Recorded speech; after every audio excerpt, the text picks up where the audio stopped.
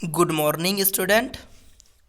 जैसा कि अभी तक हम लोग पढ़ रहे थे बायो का पहला चैप्टर, तो उसे अभी हमने रोका है और हमने उठाया है फिजिक्स का पहला चैप्टर।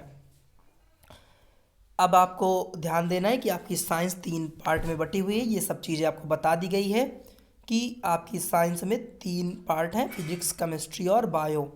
ज़्यादा बात नहीं करेंगे और सीधे हम चलेंगे पहला चैप्टर। ठीक है, किसका? फिजिक्स का। तो इसकी अपनी नोट्स अलग बनेगी, आपको पता है, समझते जाइएगा। ठीक है, ध्यान दीजिएगा। लेसन 1 है आपका, यहाँ पर ये आपका 10 पड़ा हुआ है, लेकिन यहाँ पर 1 डालेंगे आप, क्योंकि फिजिक्स है आपकी, तो फिजिक्स का 1 लेसन रहेगा। ये चैप्टर का नाम है प्रकाश, परावर्तन तथा अपवर्तन। चलिए देखिए, प्रकाश वह ऊर्जा है जिसके द्वारा हम वस्तुओं को देख सकते हैं। याद रखना, प्रकाश हमें नहीं दिखाई देता, प्रकाश की वजह से हमें वस्तुएं दिखाई देती हैं। जैसे पहले जिस चीज़ पे प्रकाश पड़ता है उससे रिफ्लेक्ट होता है, परावर्तित होता है, और हमारी आंखों पर पड़ के उसका प्रतिबिंब बनाता है। ठीक है, तो हमें प्रकाश की वजह से वस्तुएं दिखाई देती हैं, क्योंकि प्रकाश जिन चीज़ों में पड़ता है और उससे रिफ्लेक्ट हो जाता है, बहुत सारी प्रकाश की किरणें एक साथ चलती हैं और टकराती हैं। टकराने के बाद हमारी आंखों तक पहुंचती हैं, और जिस एंगल पे, जिस कोण पे हमारी आंखों तक पहुंचती हैं, वैसा हमारे पास चित्र बनता है। और ध्यान देना कि हमें कलर क्यों दिखाई देते हैं। जिस रंग के प्रकाश का वो एब्जॉर्बेशन तल नहीं कर पाता है, जैसे हमें ब्लैक बोर्ड दिखाई देता है ब्लैक, या कोई भी चीज़, हमें बर्तन दिखाई देता है। मान लीजिए कोई रेड कलर का कोई सूट है, तो उसने क्या किया है, उसने रेड कलर को तो उत्सर्जित किया है जो हमारी आंखों तक पहुंच रहा है, शेष कलर को उसने एब्जॉर्ब कर लिया है। ठीक है, अब प्रकाश के गुण पढ़ते हैं। प्रकाश सरल यानी सीधी रेखाओं में गमन करता है। अब इस पॉइंट में एक प्रॉब्लम आती है कि आखिर सीधी रेखा में गमन करता है तो हमारे घर के अंदर कैसे घुस जाता है। जब उसे सीधे जाना है तो हमारी छत से पड़ करके इधर उधर चाहे जहाँ चला जाता है, लेकिन हमारे अंदर कैसे आ जाता है।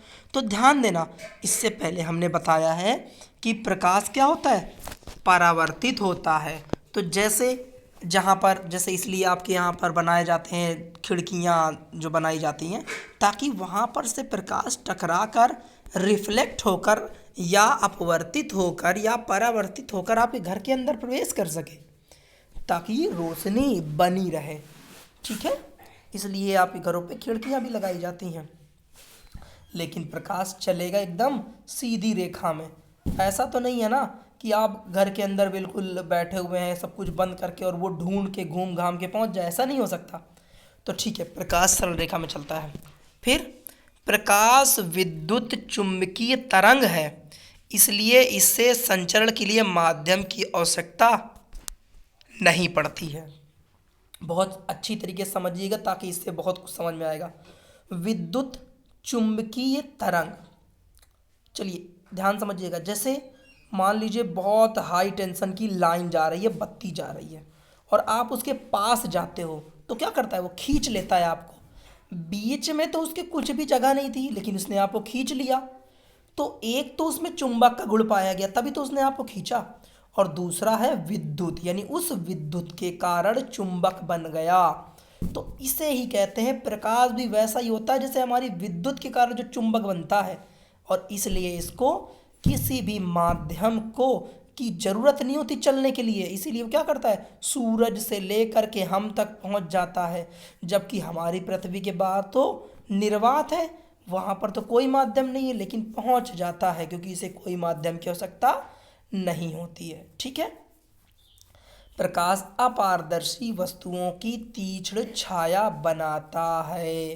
देखिए, अपारदर्शी यानी पारदर्शी होता तो उसकी कहाँ बनाता, या अल्प पारदर्शी होता तो उसका थोड़ा ना छाया इतनी अच्छी बनती। लेकिन अपारदर्शी इस वस्तुओं की क्या करता है, छाया बना देता है। ये तो आपको पता ही है, इसमें कोई ज़्यादा चर्चा नहीं करेंगे।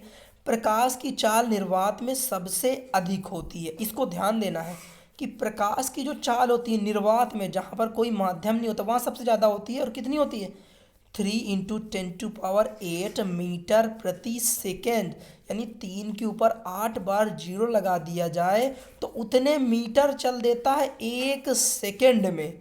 ठीक है, और एक बात ध्यान दीजिएगा, सबसे तेज गति अभी तक इसी की मानी जाती है। और आपकी ध्वनि की भी चाल होती है, ध्यान देना है, वो निर्वात में सबसे ज़्यादा नहीं होती, क्योंकि निर्वात में ध्वनि चलती ही नहीं है, बल्कि उसकी चाल सबसे अधिक होती है ठोस में। तो वो एक इसका विपरीत है, ध्यान देना है। ठीक है, अब ध्यान देना है, प्रकाश का परावर्तन। उच्च कोटि की पालिश किए हुए पृष्ठ जैसे कि दर्पण अपने पर पड़ने वाले अधिकांश प्रकाश की परावर्तित कर देता है। अब दो चीज़ें ध्यान देना, एक तो आपके चश्मे में लगा हुआ लेंस, दूसरा है आपके घर पे जिसे आप सुबह देखते हो आधे घंटे, है ना, तो आधे घंटे तक देखते रहते हो थोड़ी सी, ठीक है, तो वो है आपका दर्पण। तो अंतर भी पूछा जाता है दर्पण में और आपके लेंस में।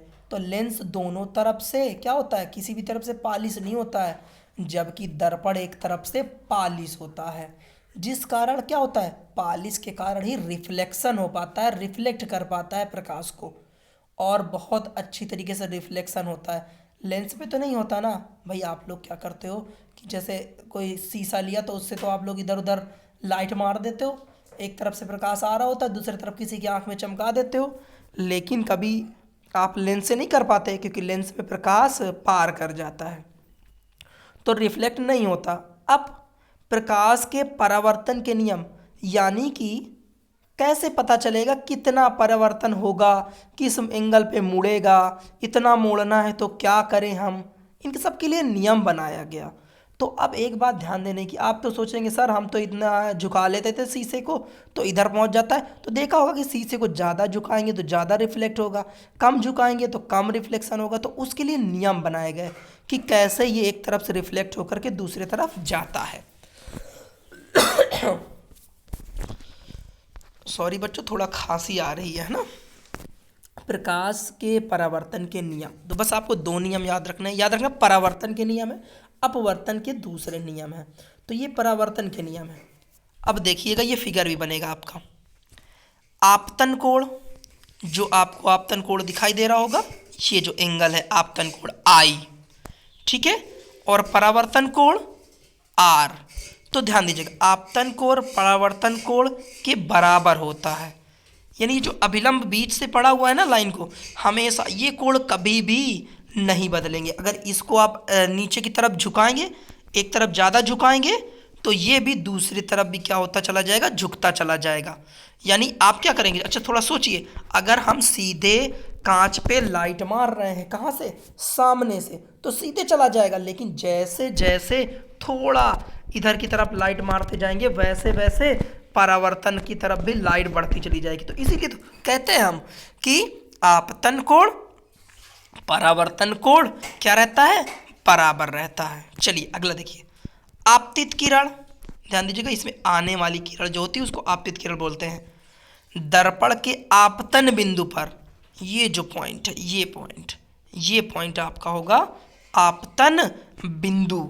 तो आपतित किरण और आपतन बिंदु, दर्पण के आपतन बिंदु पर अभिलंब, ये देखिए ये अभिलंब है, आपतित किरण, और ये आपतन बिंदु पर अभिलंब, और कौन, और ये आपका ये परावर्तित किरण, सभी एक ही तल पर होते हैं। देखिए ना, ये सब एक तल पे, कहाँ गए हैं, कहीं भी नहीं है, बस एक तल पे। तो बस आपको दो तीन चीज़ें याद रखनी है, क्या क्या एक तो आपतन कोण परावर्तन कोण के बराबर होता है, आपतित किरण और आपतन बिंदु पर अभिलंब और परावर्तित किरण, ये तीनों एक ही तल पर होते हैं। चलिए बस इतना ही रहेगा। ध्यान दीजिएगा, प्रकाश की वजह से हमें वस्तुएं दिखाई देती है। प्रकाश की गुण सीधे चलती है, विद्युत चुम्बकीय रूप में चलती है, इसकी अपारदर्शी वस्तुओं की तीक्ष्ण छाया बनती है, चाल 3 × 10⁸ होती है, सबसे ज़्यादा निर्वात में होती है, सबसे अधिकतम चाल अभी तक इसी की है।